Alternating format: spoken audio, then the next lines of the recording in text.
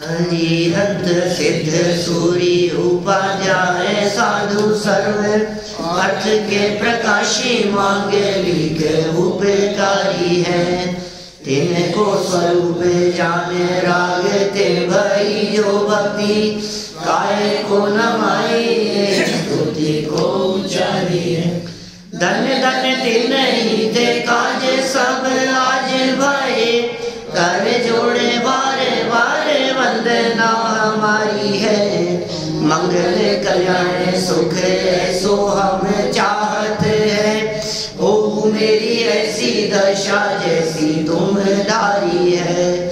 ओ मेरी ऐसी दशा जैसी तुम धारी है। ओ मेरी ऐसी दशा जैसी तुम धारी है। हे जनेंद्र देव, आज तक तो मेरी ऐसी दशा हो रही थी जिसके कारण संसार में परिभ्रमण हो रहा था। जैसे जनवाणी माँ ने कहा कि भाई इस दशा का नाम है आश्रव, और हो मेरी ऐसी दशा उसके मार्ग का नाम है संवर। जब संवर होता है तो ऐसी दशा प्रकट होने लगती है जिस दशा से मुक्ति नजदीक हो। ये संवर प्रकट करने की विधि यहाँ बतला रहे थे कि कहा भाई सुन, तू गुप्ती का पालन कर, तू समिति का पालन कर, धर्म अनुप्रेक्षाओं का चिंतन कर। और चिंतन करते करते, क्योंकि वो जो चिंतन है वो चिंतन व्यवहार से संवर है, और निश्चय से वो चिंतन रुक जाने पर जो निर्विकल्प दशा होती है वो निश्चय से संवर है। ये संवर के संदर्भ में काफ़ी बातें कल यहाँ हुई। परिशह जय की चर्चा की। देखो, परिशह सह और परिशह जय, सहना यद्यपि हो सकता है कहीं कहीं अपने यहाँ जनागम में भी सह शब्द का प्रयोग किया हो, परिशोड़व्याह परिशह, सहने की बात कही हो, लेकिन भाव इतना है कि जब सहना होता है तो बर्दाश्त करने वाली बात होती है, अंदर की वेदना झलकती है। अरे साहब मैं सह रहा हूँ मतलब सहन कर रहा हूँ, नहीं जानता हूँ, और भुगत रहा हूँ। सहने में भुगतना होता है। और जब हम ये कहते हैं कि जीत रहे हैं तो इसका मतलब भुगत नहीं रहे, वो सहज होता है, वो सहज होता है। तो हमारे मुनिराज परिशहों को सहते नहीं है, माने भुगतते नहीं है, वे परिशहों को जीतते हैं। इसका मतलब सर्दी गर्मी की परिस्थिति हो या भूख प्यास की परिस्थिति हो, आहार न मिलने की स्थिति हो, चाहे कांटे चुभ रहे हों चाहे मच्छर काट रहे हों, उस परिस्थिति को जबरन नहीं सहते, वे उस परिस्थिति को जीतते हैं। और किसके आधार पर जीतते हैं कि अपने संवरमय परिणामों के आधार पर जीतते हैं। माने उसको जीतने का आधार कुछ तो होगा ना, कुछ तो अवलंबन होगा ही। आखिर कैसे जीतेंगे उसे? तो जीतने के लिए कुछ ना कुछ तो बेस चाहिए, अवलंबन चाहिए। उनकी दृष्टि, उनका ध्यान यदि बाहर में नहीं जाता है तो इसका मतलब कहीं ना कहीं तो लगा हुआ है। भाई अंदर का आनंद ही ऐसा होता है कि वो आनंद आने पर बाहर में होती हुई तकलीफ और कष्ट दिखाई नहीं देते। अरे साधारण से छोटे छोटे से बच्चे जब खेल खेल में लग जाती है चोट, तो चोट लगे हुए में दर्द का अनुभव नहीं होता और खेलता रहता है।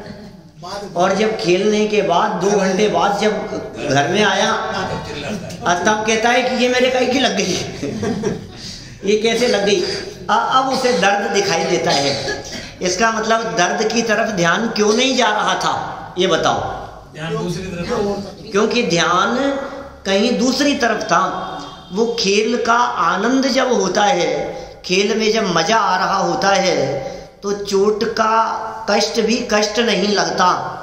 तो जिन महामुनिराजों को इस देह से भिन्न आत्मा का अनुभव और उसका आनंद आ रहा हो, तो फिर ये देह का कष्ट उन्हें परेशान करने वाला कैसे लग सकता है? अनुभव और आनंद में भी वो होगा। हाँ, ऐसी एक ही चीज है, ऐसा मानो। अनुभव तो होता है ज्ञान होना, हाँ, और ये आनंद होना मतलब लीन होना अंदर। हाँ, दोनों में अलग है। हाँ, थोड़ा फर्क है, कर सकते हैं अपन ऐसा, लेकिन एक ही चीज मान करके चलो आप उसको। अभी तो वो सुख की बात कर रहे हैं अपन कुल मिला करके। देखिए 59 नंबर का ये श्लोक 537 नंबर पेज पर संवर की चर्चा को थोड़ा सा आगे बढ़ाते हैं। एवं च त्वयि सत्यात्मन् कर्माश्रव निरोधनात् निरंध्र कोत वद्धूया निर्वायो भवाम्बुधौ। और हे आत्मन, कर्मों का आश्रव रुक जाने से तू इस प्रकार निराश्रव होने पर छिद्र रहित नौका के समान तुम संसार रूपी समुद्र में निर्विघ्न हो जाओगे। देखिए कितने सरल शब्दों में सरल बात कह रहे हैं। कल हमने ये चर्चा भी की थी थोड़ी बहुत आपसे। नाव के छेद को रोक देना, उसका नाम नाव का संवर। उन्होंने कहा इसी तरह से आते हुए कर्मों का रुक जाना, उसका नाम संवर। आश्रव निरोध संवर है, ऐसा उमा स्वामी आचार्य ने कहा है। और ये जो पढ़ते हैं ना अपन भूधरदास जी की बारे भावना, इसमें बहुत सुंदर इसी तरह के शब्दों का प्रयोग किया है। देखो आश्रव और संवर, इन दोनों की लाइनें पढ़ता हूं बारे भावना की, याद होंगी आप लोगों को। मोह नींद के जोर जगवासी घूमे सदा, और करम चोर चहुओर सर्वस लूटे सुध नहीं। ये तो हो गई आश्रम की बात। कर्म रूपी लुटेरों ने हमारा सब कुछ लूट लिया और हमें कुछ खबर नहीं पड़ी। और क्यों लूट लिया? क्योंकि हम सो रहे थे। क्या? मोह की निद्रा में सो रहे थे। देखो भाई, तुम सोते पड़े रहोगे और चोर चोरी करके ले जाए, और इसमें चोर की क्या गलती? तुम सो रहे थे, तुम जग जाते तो भाग जाता। क्या? बिल्कुल ऐसा ही है व्यवस्था। तुम जगे और चोर भागा, और तुम सोए और चोर आया। जागा और चोर भागा। तो मोह नींद के, और जोर, उसका जोर था, तुम्हारा नींद का जोर था, नहीं तो खटपट में थोड़ी सी आंख खुल जाती। उस नींद का ऐसा जोर था कि जगवासी घूमे सदा, कर्म रूपी चोर चहुं और चारों ओर से सर्वस्व लूट लेते हैं। ये जोर का मतलब क्या? मिथ्यात्व हो गया। जोर मतलब मिथ्यात्व, दर्शन मोह। दर्शन मोह माने कौन सा मोह? कि दर्शन मोह। मोह नींद के जोर जगवासी घूमे सदा, और कर्म रूपी चोर चारों ओर से सब कुछ लूट गया, इसे खबर नहीं है, सुध नहीं, कुछ होश नहीं, सर्वस्व लूटे सुध नहीं। अब संवर कहते हैं आगे की भावना बोलो। सबसे बड़ा लुटेरा है। अभी ये जो कर्म रूपी चोरों की बात है ना, दर्शन मोह। सतगुरु दे जगाए मोह नींद जब उपशमे, तब कछु नहीं उपाय कर्म चोर आवत रुके। कितना सुंदर कह दिया। सतगुरु दे सतगुरु दे ये जगाए। सतगुरु जगाए भाई साहब आपको आकर के, तब जाकर के काम चलेगा। सतगुरु, सत्य स्वरूप की जिन्हें खबर है, ऐसे गुरु की बात है। जिन्हें सत्य की खबर नहीं हो वे सतगुरु कैसे? उस पे चलते हैं बहुत, सतगुरु के नाम से। दाढ़ी वाले बाबा देखे होंगे कभी आपने, बहुत देखे। तो वो सतगुरु है और बाकी सब कुगुरु है। नहीं भाई, ऐसा नहीं है। सत्य की जिसे खबर है, सत्य स्वरूप आत्मा की जिसे खबर है, सत्य वस्तु का स्वरूप है, उसकी पहचान और पकड़ जिसे है, वो सतगुरु। ऐसे सतगुरु के द्वारा जगाए जाने की। जगा क्यों रहे हो? कि सोया था ना मोह की नींद में, इसलिए जगाने की बात कह रहे। ये सोए थे अनादि से हम, मोह की गहर में। देखो बहुत सुंदर लाइनें हैं वो भी, मेरे ख्याल से इनका लवण वालों का भजन है रमेश जी का। सोए थे अनादि से हम मोह की गहर में, सोए थे अनादि से हम मोह की गहर में, वीर की वाणी से आए चेतना महल में, वीर की वाणी से आए चेतना महल में, आज ये समझ में आया हो, आज ये समझ में आया जग है बेगाना निज पद पाना, जिनवर की वाणी से हमने ये जाना सबसे सरल है निज पद पाना। और बहुत सुंदर लाइनें हैं आगे। अपनी निधि को भूला दुखी संसारी, ये संसारी प्राणी अपनी निधि को तो भूल गया है और जड़ निधि को अपनी समझ रहा है। अपनी निधि को भूला दुखी संसारी, और पता है क्या हुआ, प्रभु से पदार्थ मांगे भक्त बन भिखारी। अपनी निधि को तो भूल गया, अपने वैभव को तो भूल गया, अपनी संपदा की तो खबर नहीं है, और प्रभु से जाकर के पदार्थ मांग रहा है। और क्या मांग रहा है, कुछ ना कुछ धन संपत्ति वैभव को मांग रहा है कि कौन, भक्त नहीं है तो भिखारी, और बन करके आया है भक्त। क्या है तो भिखारी और वेश बना करके आया है भक्त का।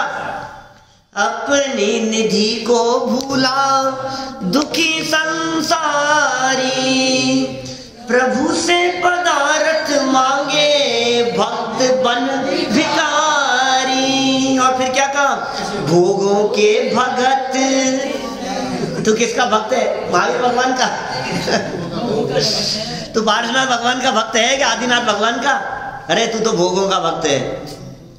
भोगों के भगत शिवपुर कैसे होगा जाना निज पद पाना। और गुरु ने ये यहाँ की लाइन ये बतलाना है यहाँ। गुरु ने बताया मार्ग सीधा में सपाट रे। गुरुदेव ने बतलाया मार्ग, वीतरागी संतों ने बतलाया मार्ग। भगवान महावीर स्वामी की वाणी में आया, ये दिगंबर संतों का ये मार्ग बिल्कुल सीधा सरल सा मार्ग है। पर के प्रति अपनेपन को तोड़ और अपने वैभव और अपनी निधि को देख, कितना सरल मार्ग है। गुरु ने बताया मार्ग सीधा वे सपाट रे। गुरु ने बताया मार्ग सीधा वे सपाट रे। तेरी उपयोग परिणति खा जावे गुलाट रे। क्या हमारी जो उपयोग है, जो परिणति है, संत समझा रहे हैं, वीतरागी संत यहाँ बतला रहे हैं। इनके द्वारा बतलाया गया रास्ता, इनके द्वारा बतलाया गया मार्ग सुनते सुनते ही मेरा जो उपयोग था ये गुलाट खा जाता है, बदल जाता है उपयोग, इधर का उधर हो जाता है। हाँ ये नहीं, गुलाट खा जाता है माने उससे विपरीत उल्टा चला जाता है। अभी इधर खा जाए तो मार्ग सही मिल जाए। फिर क्या कहा आगे, बहुत मार्मिक लाइन है। इसी रास्ते से होगा शिवपुर जाना। क्या कितना सुंदर मार्ग बतला रहे हैं, ये गुरुओं का बतलाया हुआ मार्ग कि भाई सुन, हम तो कहाँ चल रहे थे, वो उदरदास जी की लाइनों में, सतगुरु दे ये जगाए। सतगुरु ने जगा करके जगाया तो और क्या हुआ, सतगुरु ने जगाया और मोह की निद्रा थोड़ी सी उपशमित हुई, थोड़ा सा खुलने का काल आ गया। सतगुरु वीतरागी संतों ने जब जगाया ज्ञानियों ने जब जगाया, सतगुरु दे जगाए, मोह नींद जब उपशमे, दब जाए, थोड़ी मंद हो जावे, तब कछु बने ही उपाय। चेतना जागृत हो जाती तब कोई उपाय बनने का चांस आ गया, तब कोई अवसर अच्छा आ गया, तब कछु बने ही उपाय। कि क्या उपाय बनेगा? कि कर्म रूपी चोर आवत रुके, कर्म चोर आवत रुके। याद होगी साहब, नीरज जी साहब, बारे भावना की लाइन बचपन से याद है।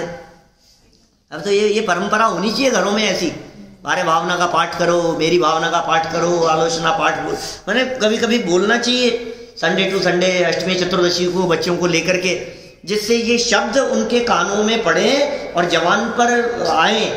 तो जब कभी प्रवचनों में, आयोजनों में इस तरह से शब्द आए तो वो उनको फेमिलियर लगे, ऐसा लगे कि ये शब्द तो हमें पता है। तो समझ देखो आप, अभी सब बड़े लोगों को सबको पता है और बच्चों से पूछो तो उनको पता नहीं है। तो उसका कारण क्या है? कि हमारी कमजोरी, सब पाठ करते थे पहले। तो सतगुरु दे जगाए, मोह नींद जब उपशमे, तब कछु बने ही उपाय, कर्म चोर आवत रुके। ये आते हुए कर्म रूपी चोर रुक जावे, इनका रुक जाना इसे कह दिया गया यहाँ पर संवर। सरलार्थ देखो, यही बात कह रहे हैं, हे आत्मन, जैसे नौका के भीतर जल आने का छिद्र बंद हो जाने पर नौका का जलाशय में डूबने का खतरा नहीं रहता। छिद्र बंद कर दिया तो जलाशय में नौका तैर रही है और छिद्र था जिसमें जल आ रहा था, उस छिद्र को यदि बंद कर दिया तो डूबने का खतरा नहीं रहता। वैसे ही आत्मा में कर्मों के आवागमन का द्वार बंद हो जाने से आत्मा को संसार सागर में डूबने का भय नहीं रहता। वाह, क्या सुंदर पंक्तियां कहते हैं, कितनी सुंदर बात कहते हैं। भाई ये डूब रही है तेरी नौका, और नौका शब्द का प्रयोग तो करते ही हैं आत्मा के लिए। भगवान मेरी नैया,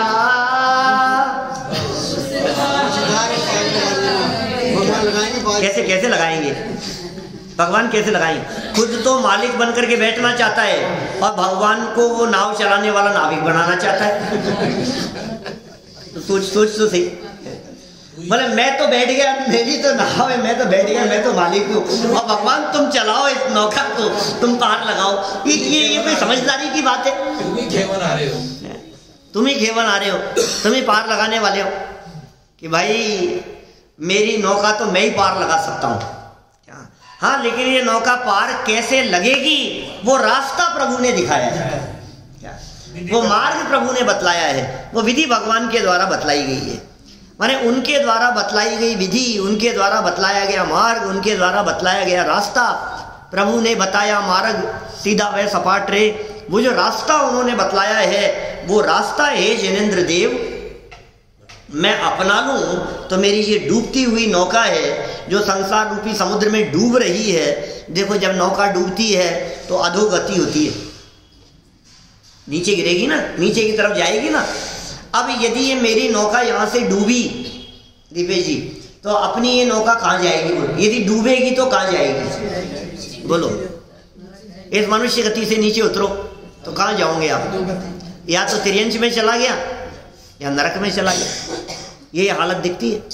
तो ये डूबे नहीं अपनी नाव, तो इसके लिए प्रयास क्या करें? तो कह रहे हैं भाई तुझे डर नहीं रहेगा, तू इस छेद को बंद कर ले, उपाय बतलाओ भगवान क्या है? तो सुनो हम उपाय बतलाते हैं तुम्हारे को। 60 नंबर का श्लोक देखो, आगे पढ़ लिया ना ये?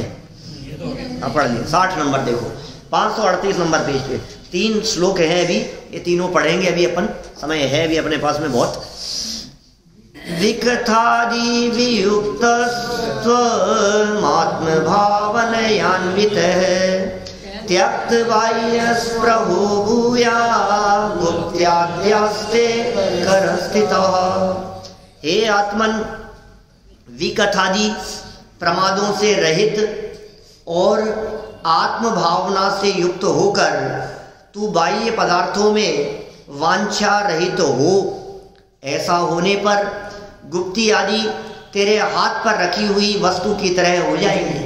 अब देखो कितने सुंदर ये उपाय बतला रहे, करना क्या है भाई साहब ये बतलाओ आप, तो मुझे करना क्या है, मैं करूं क्या।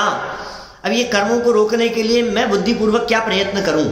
वैसे टोडरमल जी साहब ये कहते हैं मोक्ष मार्ग प्रकाशक में, उनका ये कथन है कि भाई बुद्धिपूर्वक तेरा काम तो तत्व विचार में उपयोग लगाना है, तत्व निर्णय के लिए तत्व विचार कर, ये बुद्धिपूर्वक तेरा काम है। और यहाँ क्या कह रहे हैं कि बुद्धिपूर्वक विकथा रूपी प्रमाद से रहित हो। हमारे यहाँ शास्त्रों में 4 विकथाएं कही है, विकथाएं 4 है। विकथा माने चर्चा, बोलचाल, दिन भर दिमाग में उपयोग में घुमाना खोटी बातों को। वे 4 तरह की ऐसी खोटी बातें हैं जिन बातों से तेरे दिलो तेरे घर गृहस्थी का कोई संबंध नहीं, क्या माने जिनसे तेरे लौकिक उन्नत पारलौकिक तो बात ही नहीं है, लौकिक उन्नति का भी संबंध नहीं है। स्त्री कथा, क्या स्त्री कथा, स्त्रियों के बारे में चर्चा है क्या, और दूसरे स्त्रियों के बारे में बातें, और वो विकल्प अपने दिमाग में घूमते रहें। और स्त्री कथा के बाद राज कथा, राजनीति की चर्चा।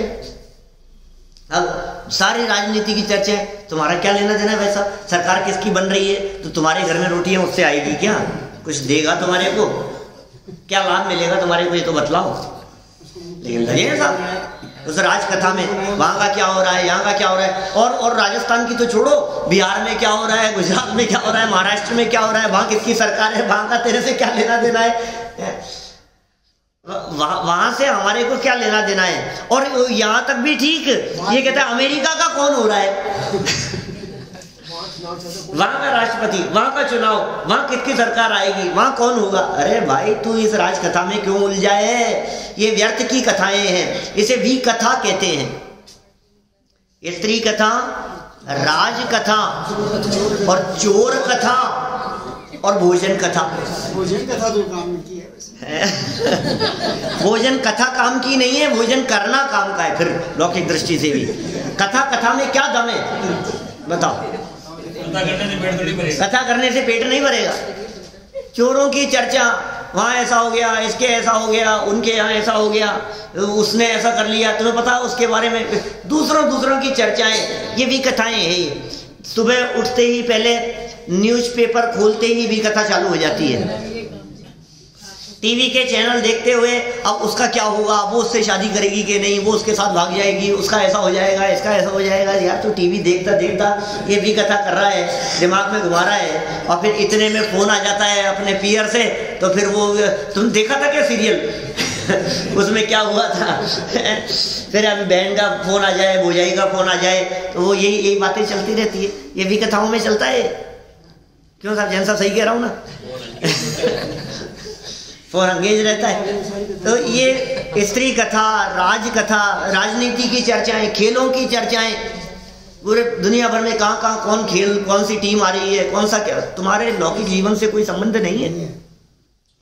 सही बतलाओ, ऑफिस में बैठ करके, दुकान पर बैठ करके, शोरूम पर बैठ करके जो आप इधर उधर की बातें करते हो, क्या ढोलिया जी साहब, ये इनसे आपके पारलौकिक और लौकिक दोनों ही जीवन से किसी प्रकार का संबंध नहीं है। अनर्थ दंड है ये अनर्थ दंड है, ऐसे पाप हैं, हमें पता ही नहीं है। पाप तो हंसते हंसते करता है, फल भुगतने का समय आएगा तो आंख से आंसू आएगा, रोते रोते भुगतना पड़ेगा, और फल तो भुगतना ही पड़ेगा। आपको पता नहीं है, जब इन कर्मों का फल आएगा तो कोई सगा संबंधी काम नहीं आएगा, बल्कि साथ और छोड़ करके चले जाएंगे, ऐसा होता है।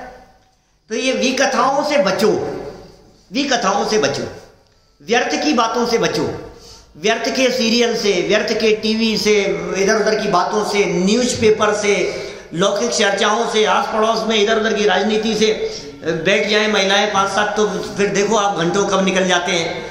दोस्तों के साथ में जब गप्पे लड़ाते हो तो बैठे बैठे कैसे समय निकल जाता है, वो किस में बीत रहा है समय, विकथा में बीत रहा है। यदि आप अपने समय का सदुपयोग सही दिशा में करते तो निश्चित तौर पर कहीं ना कहीं उन्नति होती। ये विकथा से बचो, ये शिक्षा दे रहे हैं, यहाँ संवर के लिए कह रहे हैं बोले सबसे पहले तो तुझे वहां से बचना पड़ेगा, मोटा मोटा तो वहां से हट सबसे पहले तो। कि साहब फिर उसके बाद में क्या करें कि तू आत्म भावना से युक्त होकर पर से हटेगा तो अपने में उपयोग लगेगा, वहां का रस टूटेगा तो यहाँ का रस आएगा, अंदर का रस आएगा। तो ये आत्म भावना से युक्त होकर बाह्य पदार्थों में वांछा रहित हो। हमारी जो वांछा दिखाई देती है वो बाह्य पदार्थों में दिखाई देती है, उनसे रहित हो। ऐसा होने से क्या होगा, गुप्ती आदि तेरे हाथ पर रखी हुई वस्तु की तरह हो जाएगी। फिर स्वरूप में गुप्त होना, फिर उपयोग को बाहर से रोकना, शरीर की चंचलता, वचन और मन, इनको कंट्रोल, जैसे गुप्ती कहा था। गुप्ती और योग में अंतर बतलाया था ना कल, क्या बताया था?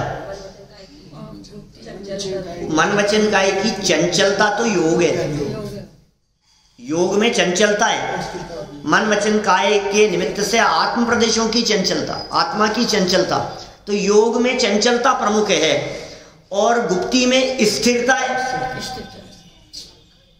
याद रखना छोटी छोटी सी बातें, मैं दूसरे दिन रिपीट इसलिए कर लेता हूं कि वो पक्की हो जाए वो बात, लेकिन ये बातें याद रहेंगी तो आगे आपको ये बातें समझ में आएगी आगे कि गुप्ती क्या होता है, योग क्या होता है। योग में चंचलता है मनोज जी साहब, और गुप्ती में स्थिरता है। तो स्थिरता कैसे होगी कि साहब स्थिर नहीं रहते साहब, मन बहुत चंचल है साहब, मन को चंचल कहा गया है, मन की गति को बहुत तीव्र कहा गया है। सारे जगत में हर व्यक्ति ये कहता है मन बहुत चंचल है, मन की गति इतनी तेज है कि यहाँ बैठे बैठे कहीं भी जाकर के आ जाए। यहाँ बैठे बैठे अभी शिखर जी चला गया तो आपको देखो गौतम स्वामी की टोंक दिख रही है कि नहीं? अरे साहब आपने दिखा दिया, आपने तो दिखने लग गई। हमारे चौपड़ा कुंड दिख रहा है कि नहीं? दिख रहा है, तो आपको ऐसे स्पष्ट दिख रहे। पार्श्वनाथ भगवान की टोंक दिख रही है कि नहीं? वहां चरण के दर्शन कर लिए कि नहीं? सेकंड तो बहुत बड़ी चीज है, इतना तेज दौड़ता है, ये मन की गति इतनी तेज है। तो ये कहता है कि साहब मैं जब बैठता हूं तो मन बहुत दौड़ता है। तो कहा भाई मन इसलिए दौड़ता है क्योंकि तेरा उपयोग विकथाओं में रमता है, वो घूमती है। यहाँ बैठेगा और विकल्प आएगा, शाम को तो कंवर साहब आने वाले हैं, भोजन में क्या बनाना है। अब बोलो ये घूमने लगता है इसको। अब ये भोजन की कथा चलने लग गई, इधर उधर की बातें चलने लग गई। अब कहते हैं तू विकथाओं को यदि तूने बुद्धिपूर्वक छोड़ा तो तेरे मन को, तेरे उपयोग को बाहर में दौड़ने के लिए कुछ अवलंबन न मिलने की वजह से अपने में स्थिर होने के चांस बढ़ गए। ये हाथ पे रखी हुई वस्तु के समान सरल हो जाएगा गुप्ती का पालन करना। और गुप्ती तो संभर, देखिए सरल अर्थ में नीचे लिखा, हे आत्मन तुम विकथा कषाय आदि प्रमादों से रहित हो जाओ। विकथा से रहित हो जाओ और किससे रहित हो जाओ? कषायों से रहित हो जाओ और प्रमादों से रहित हो जाओ। वैसे 15 प्रकार के प्रमाद कहे हैं, प्रमाद के 15 भेद हैं।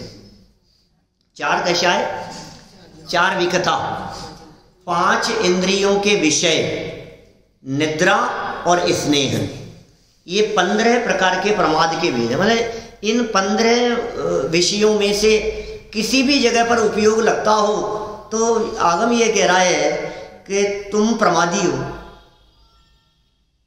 ये साहब क्या बात कर रहे हो? अच्छे से जग रहा हूं, भाग दौड़ कर रहा हूं बहुत ज्यादा, बोले प्रमादी हो।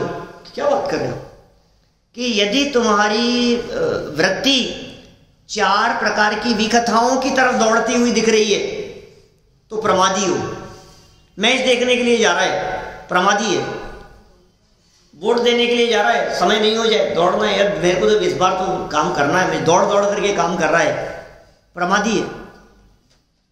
विकथाओं में उपयोग लगे तो 4 विकथा, 4 कषाय, लोभ के कारण दौड़े जा रहा है, क्रोध मान माया लोभ के कारण दौड़े जा रहा है। और ये कह रहा है अरे साहब कितने एक्टिव हैं, कितने एक्टिव हैं। जिनवाणी कह रही है एक्टिव नहीं है, प्रमादी है। अब ये कैसी बातें हैं ये बोलो? ये जिनवाणी की इन बातों को ये व्यक्ति ये कैसे समझे? इसे समझ में नहीं आती है कि यार मैं इतना एक्टिव व्यक्ति और ये मुझे कह रहे हैं प्रमादी प्रमादी। कोई व्यक्ति नया हो, पहली बार आए, और उसे कहें कि यार ये बहुत प्रमादी है, तो यार मैं इतना अलर्ट होकर के सुन रहा हूँ, मुझे प्रमादी कह रहे हैं, ये ऐसे कैसे प्रमाद की बात है कि भाई कषायों में वृत्ति का नाम प्रमाद है।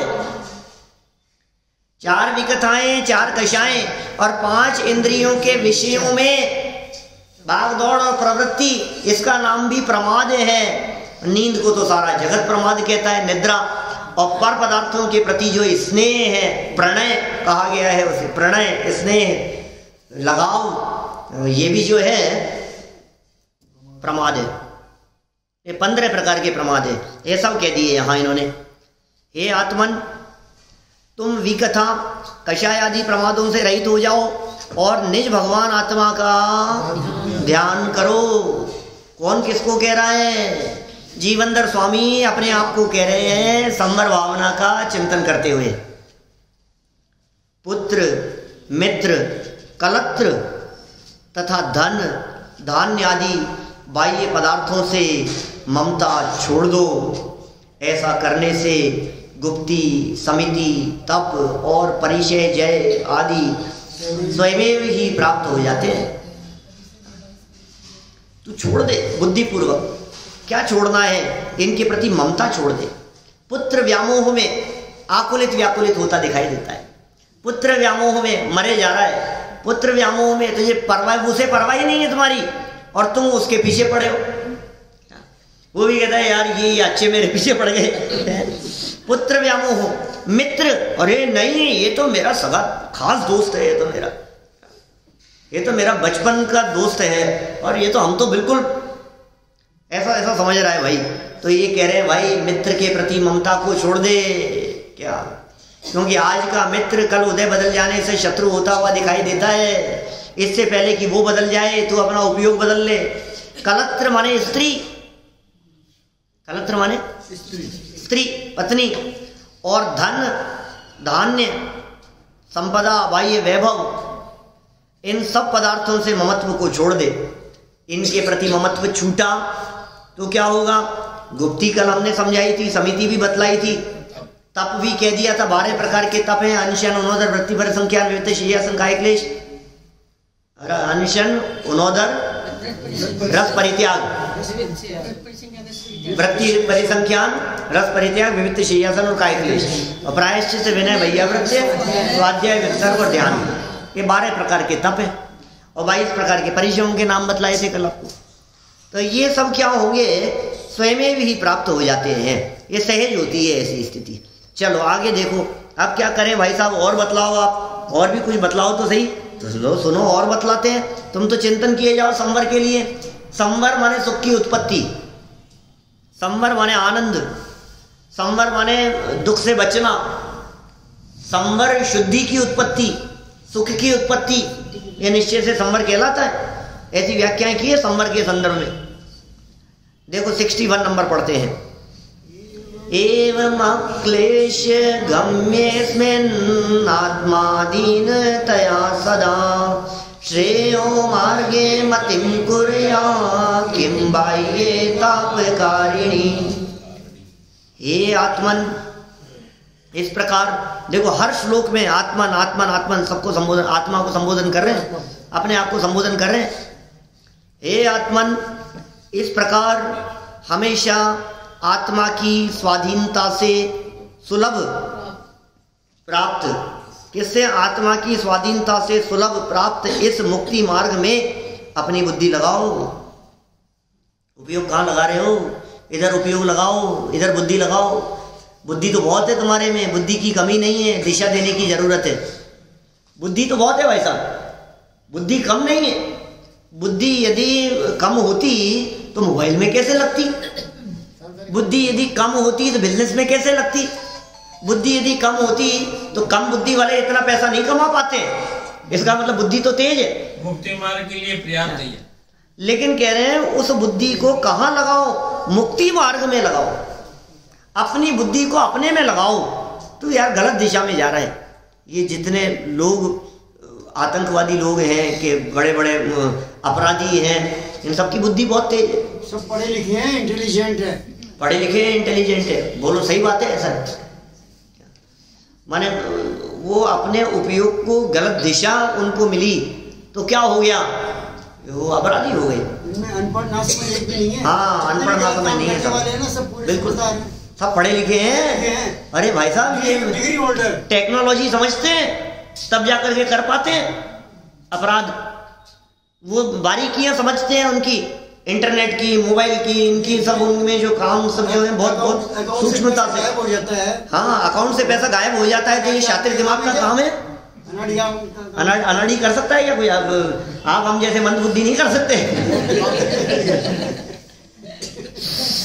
तो बहुत तीव्र बुद्धि चाहिए उसके लिए, लेकिन उसका उपयोग उन्होंने गलत दिशा में किया, डायरेक्शन गलत है।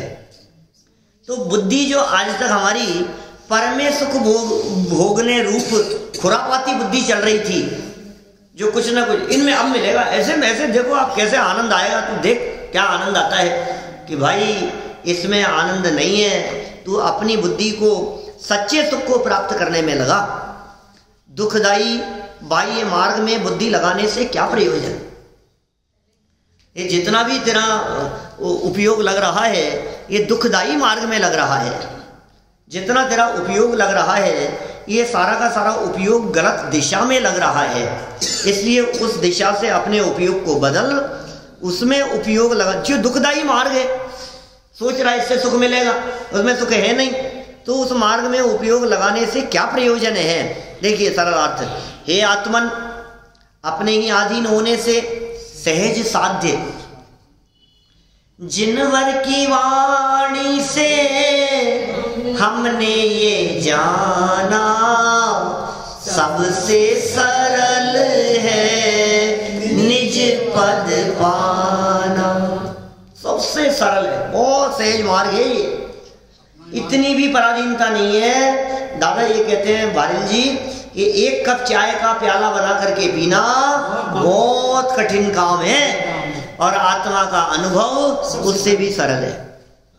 बोलो, उसमें किसी चीज की आवश्यकता, किसी की आवश्यकता नहीं है तुम्हें आत्मा का अनुभव करने के लिए। वो पराधीन है भाई साहब। आप कहोगे साहब क्या बात कर रहे हो, चाय का प्याला तो लो, अभी आपको कैसी पीनी है बोलो। आपको है मसाले वाली के ये तेज लोगे कि मीठी लोगे कि कम मीठे की कि ज़्यादा कड़क लोगे, कैसी लोगे आप? अभी बना देते हैं हम आपके लिए। तो चाय तो बहुत आसान है, कि बहुत आसान है।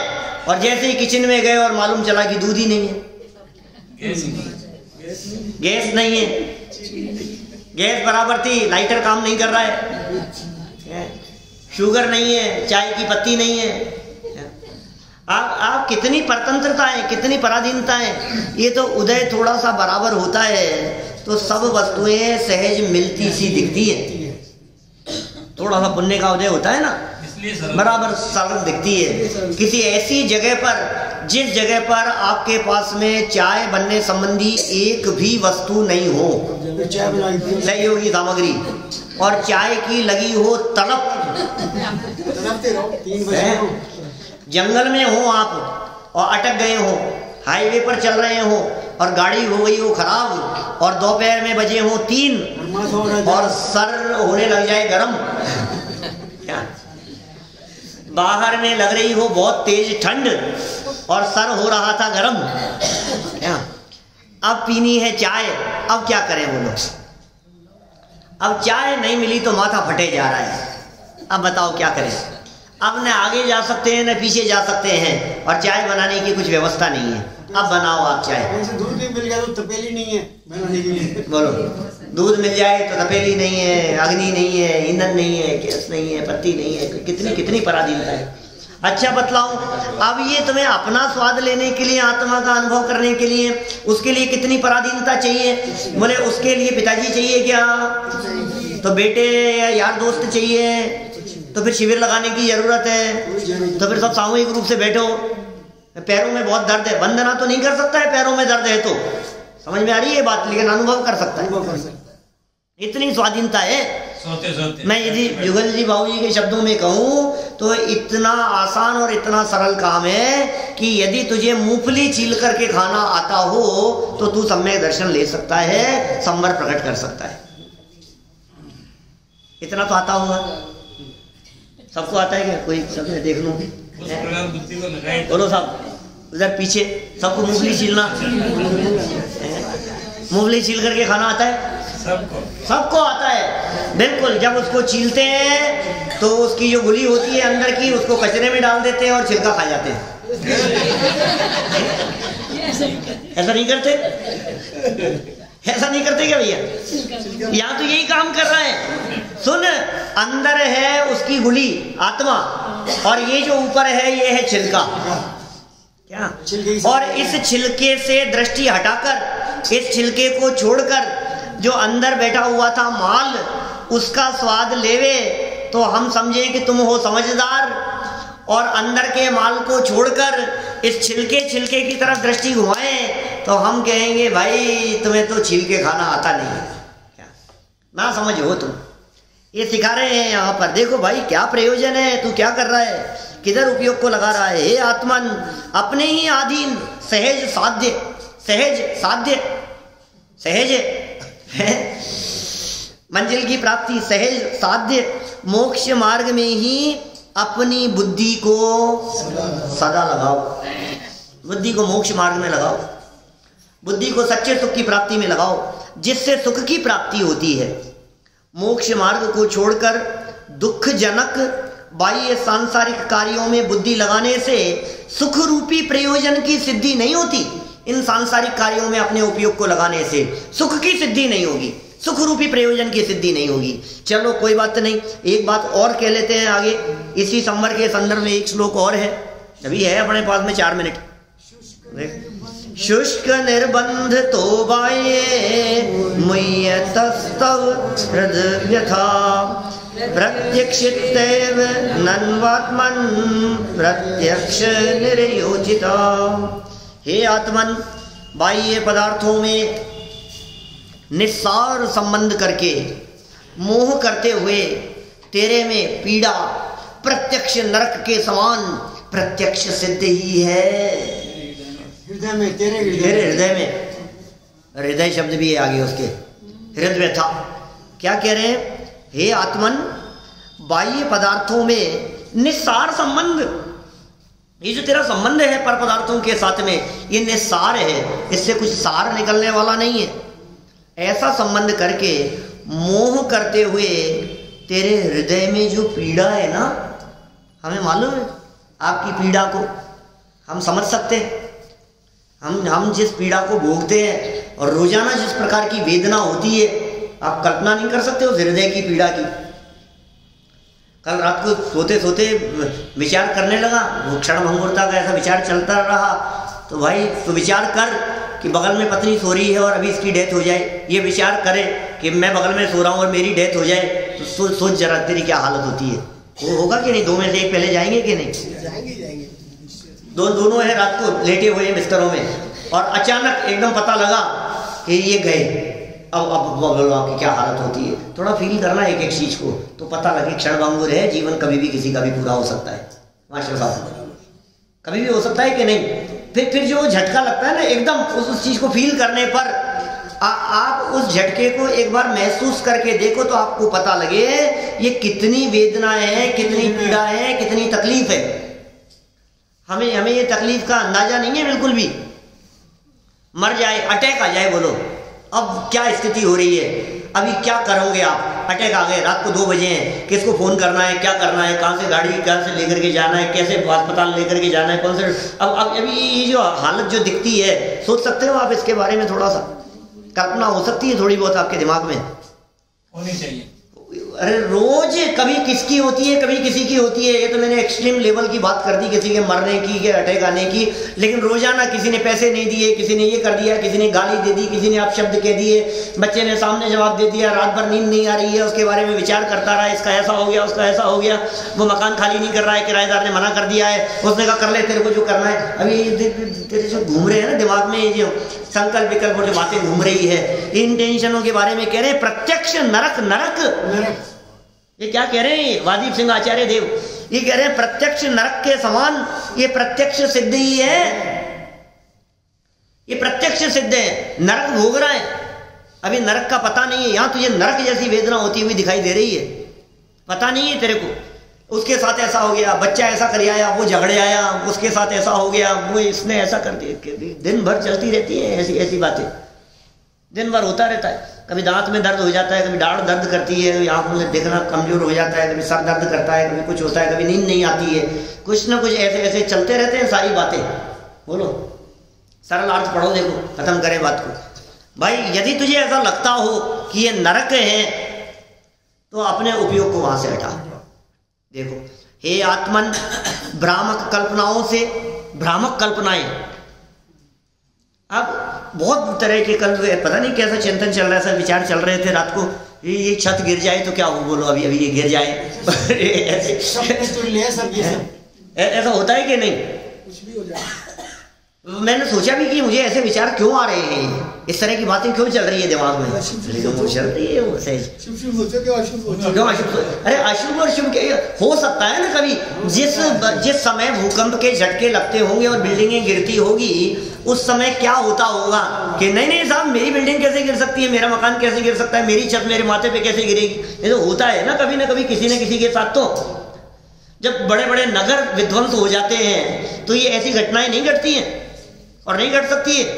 अभी बिस्तरों में पड़े पड़े एकदम ये छत ये हिलने लग गया, लो ये पंखा गिर गया माथे पे, ये हालत सोचो आप, ये छत गिर रही है, ये दीवार गिरती हुई नजर आ रही है और ये आ रही है मेरी तरफ, ये देखो ये आप सोच सकते हैं ये नरक जैसी। हे आत्मा, भ्रामक कल्पनाएं, ये जगत में दुख देने वाली अर्थात विपरीत मान्यताओं से बाह्य पदार्थों में मोह करने वाली तुम्हारी मानसिक पीड़ा कभी दूर नहीं होगी, कभी ये मानसिक पीड़ा दूर नहीं होगी। मन को रोके तो मानसिक पीड़ा दूर हो, मन को बदले, मन को सही दिशा में लगाएं तो मानसिक पीड़ा दूर हो। मानसिक पीड़ा बहुत कष्टदायक होती है, मानसिक पीड़ा क्या होती है ये बताने की जरूरत नहीं है, क्योंकि हर व्यक्ति मानसिक पीड़ा का शिकार है। सब भोगी है, घर घर में मानसिक पीड़ाएं दिखाई देती हैं, डिप्रेशन के शिकार दिखाई देते हैं जहां देखो वहां, और डिप्रेशन में हालत ऐसी हो जाती है कि कब मर जाए पता नहीं, अटैक आ जाए, आत्महत्या कर ले, कोई भरोसा नहीं है किस क्षण दिमाग में चलते चलते, दिमाग ही तो है कब फिर जाए, और क्षण मात्र का विकल्प होता है और जीवन चला जाता है। वास्तव में देखा जाए तो ये मानसिक पीड़ा प्रत्यक्ष नरक के दुखों के समान ही है। यह आश्रम की वेदना यदि तुझे समझ में आती हो तो संवर प्रकट करने का प्रयास कर। संवर की 2 लाइनें मुझे याद आ रही है, दौलत राम जी की और सुना देता हूँ तो बात पूरी करें अपन, फिर वापस जब चलाएंगे निर्जरा के बारे में करेंगे बात अपन। क्या कह रहे हैं? जिन पुण्य पाप नहीं कीना, आत्म अनुभव चित्त दीना, तिन्ही विधि आवत रोके, संबर लही सुख अवलोके। कितनी सुंदर लाइनें हैं, बड़ी मार्मिक है पंक्तियां। जैन साहब क्या कह दिया, किसके लिए कह रहे हैं? संबर कैसे होगा? जिन पुण्य पाप नहीं कीना। क्या बात कर रहे हो साहब? पाप तो नहीं करे, पुण्य भी नहीं करे, कि मैं नहीं कह रहा हूं, दौलत राम जी कह रहे, छेड़ाला भी कह रहे। 5वीं ढाल, छंद नंबर कौन सा है? 10 नंबर का छंद है, 10वां छंद है 5वीं ढाल का। क्या कह रहे हैं? जिन पुण्य पाप नहीं कीना। तो फिर करें क्या? जान लोगी क्या? करें क्या ये तो बताओ। पुण्य भी नहीं किया, पाप भी नहीं किया, हिंदुओं के अलावा और कुछ होता भी है क्या? जिन पुण्य पाप नहीं कीना, आत्म अनुभव चित्त दीना। अपने मन को आत्मा के अनुभव में लगाया, चित्त उधर दिया, तो क्या हुआ? तिन्ही विधियावत रोके, संवर लही सुख अवलोके। आते हुए कर्म रुक जाते हैं और संवर उत्पन्न होता है। और जो मानसिक पीड़ाएं थी, जो नरक जैसी वेदना थी, ये सारी वेदना, सब तकलीफ सब मिट जाती है। और कैसे आनंद की उत्पत्ति होती है? जिस आनंद का उपभोग साक्षात सिद्ध और अरहंत परमात्मा कर रहे हैं, उस सुख की अनुभूति ये संवर होने पर होती है। ऐसा संवर प्रकट करने की भावना भाना चाहिए। तो इस तरह संवर के बारे में हमने थोड़ा चिंतन किया, फिर शेष